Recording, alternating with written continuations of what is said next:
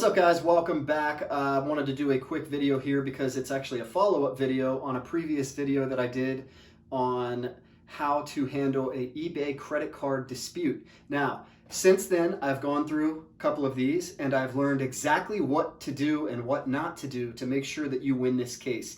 Because I'm going to start off by telling you that chances are you're going to lose the initial eBay case. Because even back in the days when I ran a bar, we would have credit card chargebacks on tabs. People would get drunk, walk out on them, and then they would dispute it with their credit card company, and 9 times out of 10, they would win these disputes, even though we had a signed receipt and a video of them buying the product. So I wanted to tell you that to give you a good idea of how hard it is actually to win these versus the bank.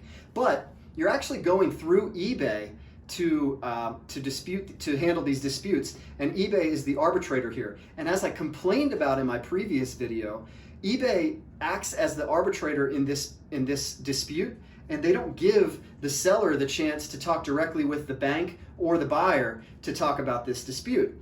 And so when this person opens a dispute on you, it's because oftentimes it's been long past the amount of time that they can open anything on eBay, as far as like a return within 30 days or even an item not described return. After a while, it's too long and they can't do it, right?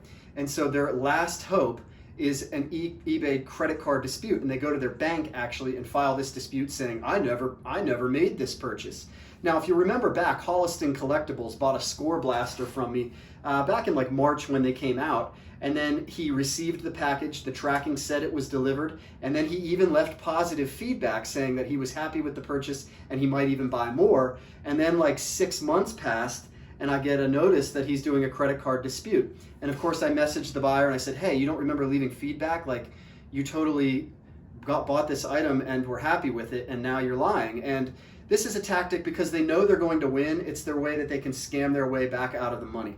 And what happens is when the bank starts this credit card dispute, eBay will open the dispute for you and ask you to upload any tracking proof that proves you delivered the package, that the package was delivered to them, and that they were happy. And I did that, and I even amended it and said, here, there's even feedback showing that the person was happy that they received the package, and they said they would even buy more. Well, I didn't hear back from the case for another 3 to 4 months.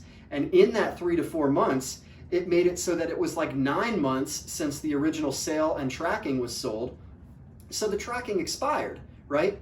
And here's what I had done. And had I not done this, I would have lost the case, because eventually I got a notice that said, sorry, we have ruled in Holliston Collectibles' favor because the tracking doesn't show your item as delivered. So I said, what? I opened up the case, I went to the tracking number, and lo and behold, it said, info on this tracking number is not available. And that's what it said both when I clicked on it and through the USPS system. And I was like, man, I am screwed. But I saved a screenshot of what the tracking said when he opened the case. And that's what I assumed that the bank would see and I would just win. But I was afraid, so I just screenshotted it. And because I screenshotted it, whenever I appealed to eBay, they said, hey, do you have any proof that this item was delivered? The tracking number, and I said, no, the tracking number expired. That's why the bank denied the claim. However, I have proof of a screenshot through your system that shows this tracking number showing that it was delivered to this person, and eBay honored it. They reversed it. And so while Holliston Collectibles sort of got away with it, he feels like he won, he got his money back, eBay actually protected me. And so that became a good thing that they were the arbitrator in this case. Had I just been dealing with the bank alone, they would have basically said, no way, I'm sorry, we can't honor this, and you would have lost. But because eBay was able to say, hey, even though the bank ruled against you and we're not going to be able to change that, we're going to go ahead and cover this loss because you did the sale through eBay. And that ended up being my protection in all of this. My protection was that eBay was the one that dealt with this. And had I done it on my own, I wouldn't have won. And so that's the key to winning the case. Screenshot your tracking details. They will expire. The bank will go to look at these tracking numbers that you uploaded, and they'll look at them 3-4 months after the case was filed. And the case would have been filed like 4 to 6 months after the original purchase, because they have to wait for all the original eBay policies to expire, so that they can't return it any other way through eBay. So all of those take a few months to expire, and then they open the case, and it takes another 3 to 4 months for the bank to respond. And by that time, your tracking number has expired. And even though you uploaded it into the case that eBay provided for you on the credit card dispute, and it showed that the tracking was showing as delivered when you uploaded it, by the time the bank went and looked at it, it showed as this information is unavailable. And so your screenshot of that tracking information is what's going to bail you out of this. You're going to be able to double back and be like, no, no, no, no, no, no. Even though the bank ruled against me, the bank was wrong in doing that. I have the proof right here that the item was delivered. The bank made the wrong call. eBay will basically give you your money back as well, and eBay is the one that takes the loss, right?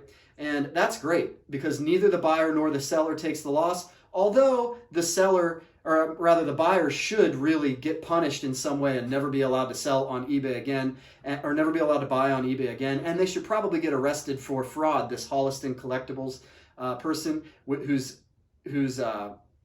screen name or username on eBay is Holliston Collectibles. They also live in Holliston, Massachusetts. I was able to find the guy just in case things didn't work out this way. I was going to go ahead and pursue suing him another way for fraud and all of that. So I know exactly where the guy lives. Don't ever do that to me either. That's a little disclaimer. If you found this video interesting, go ahead and subscribe to the page. I'm always talking about this kind of stuff, flip life content, a little bit of stocks, although I've kind of backed off of that as well because there's just so many experts out there. I just kind of make the plays I make and don't convince other people to do it. I like to talk sports cards a lot, and I like to talk basically anything that you can buy for one price and sell for another. So if those are the kind of things that you're into, go ahead and subscribe to the page, like the video, comment what you want to see next, but in the meantime, keep on flipping.